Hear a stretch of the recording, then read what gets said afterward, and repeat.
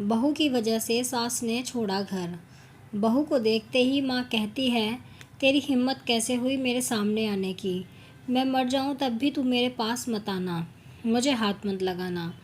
मनोज अपने आप को बहुत खुशकिस्मत मानता था क्योंकि उसको बहुत अच्छी पत्नी जो मिली थी। मनोज की पत्नी शीला और उसकी माँ की बहुत अच्छी बनती थी। दोनों माँ बेटी की तरह रहती थी। बहू अपनी सास से बिल्कुल बेटी जैसे ही बर्ताव करती थी। बेटी की तरह रूठ जाती थी और ज़िद करके अपनी बात मनवा लेती थी।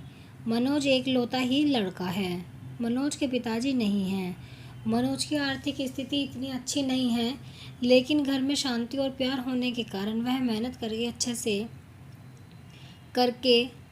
से अपना घर चला रहा है। साथ ही माँ और पत्नी से इतना अच्छा सपोर्ट मिलने के कारण उसे बहुत मदद मिलती है। बहू और सास की इस जोड़ी की चर्चा मोहल्ले रिश्तेदार में भी होने लगी है। इनकी मिसाल दी जाने लगी है। कुछ लोग जलते भी थे। कुछ कहते कि यह सब शुरुआत में होता है, थोड़ा समय जाने पर सारा प्यार ख़त्म और बहू अपने रास्ते और सास अपने रास्ते। सब कुछ अच्छा ही चल रहा था, लेकिन सुबह मनोज की माँ मनोज को ज़ोर से चिल्लाकर उसके कमरे से बाहर बुलाती है। मनोज पूछता है, क्या हुआ माँ, क्यों चिल्ला रही हो।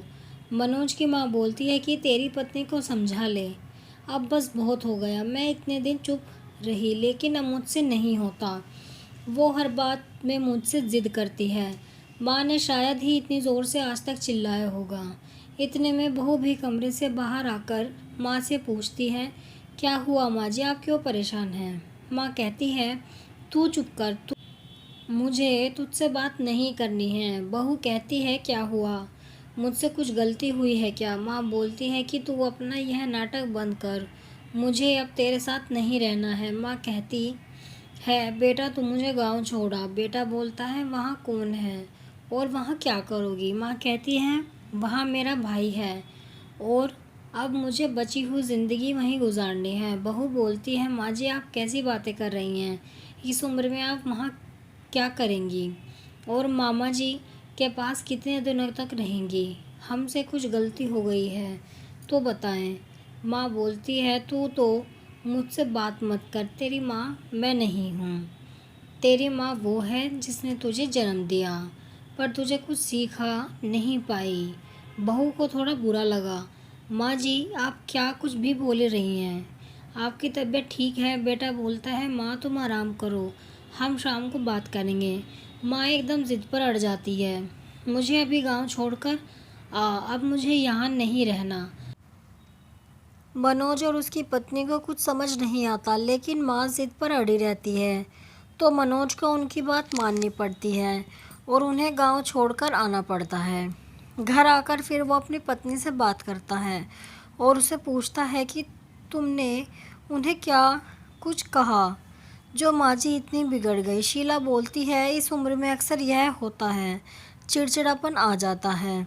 हम 2 दिन बाद माँ जी को वापस ले आएंगे, आप चिंता मत करें। 2 दिन बाद फिर बेटा और बहू दोनों गाँव जाते हैं। बहू को देखते ही माँ फिर से चिढ़ जाती है, कहती है, तेरी हिम्मत कैसे हुई मेरे सामने आने की। मैं मर जाऊँ तब भी तू मेरे पास मत आना, मुझे हाथ मत लगाना। बहू को यह सुनकर ज़ोर से रोना आ जाता है। वो रोते हुए कहती है कि आप यह क्या अनाप शनाप बोले जा रही हैं, मैंने ऐसा क्या कर दिया जो आप इस तरह नाराज़ हो गई हैं। माँ जी वहाँ से उठकर कमरे में चली जाती हैं और दरवाज़ा अंदर से बंद कर लेती हैं। मामा जी भी उन्हें समझाते हैं, लेकिन वो नहीं मानती। बेटा और बहू वापस अपने घर आ जाते हैं। बहू अपने कमरे में बैठी रोती रहती है। मनोज भी कुछ समझ नहीं पाता है। माँ जी को गए 15 दिन हो गए। इतने दिन तक उनसे दूर ना बेटा रहा ना बहू। मनोज की पत्नी उन्हें फिर गांव जाने को कहती है और कहती है, जैसा मैं बोलूँ वैसा वहाँ जाकर कहना। मनोज जाता है और माँ को कहता है, माँ तुम्हारी बहू सीढ़ी पर से गिर गई है और 5 दिन से तुम्हें याद कर रही है। माँ एकदम से बोलती है, क्या 5 दिन और तू अब बता रहा है। वो फटाफट तैयार होकर मनोज के साथ वापस आती है। साथ में मामा जी भी आते हैं। माँ घर पहुंचकर ज़ोर से पुकारते हुए दरवाजे से आती है, बहू और बहू के कमरे में जाकर बिस्तर पर सोई बहू के गले लग जाती हैं और रोने लगती हैं। बहू भी माँ जी से मिलकर रोती है। फिर बहू कहती है, जब आप इतना प्यार करती हैं तो वहाँ क्यों बैठी हैं 15 दिन से? माँ जी कहती हैं, तुमने झूठ बोलकर मुझे बुलाया। हाँ, पर पहले ये बताओ आप ऐसा बर्ताव क्यों कर रही थी? आपको मेरी कसम। माँ जी बहू के फिर गले लगती हैं और कहती हैं, बेटा उस दिन जब मैं मंदिर से आई तो मैंने तुम्हारी और मनोज की बातें सुन ली। तुम बोल रही थी कि अभी हम संतान नहीं कर सकते क्योंकि उसकी ठीक से परवरिश नहीं कर पाएंगे। मैं तुम दोनों पर बोझ बन गई। मेरी वजह से तुम ना जाने कितनी चीज़ों से समझौता कर रहे हो। इसलिए मैंने यह नाटक किया ताकि तुम दोनों यहाँ रहो और अपनी ज़िंदगी और अपने सपने और अपने बच्चे को इस दुनिया में ला सको। मैं अब कितने दिन रहूँगी? बहू और मनोज दोनों भी माँ जी की बातें सुनकर रोने लगे। बहू बोलती है, अगर आप दोबारा ऐसा करेंगी तो हम कभी अपनी संतान नहीं करेंगे।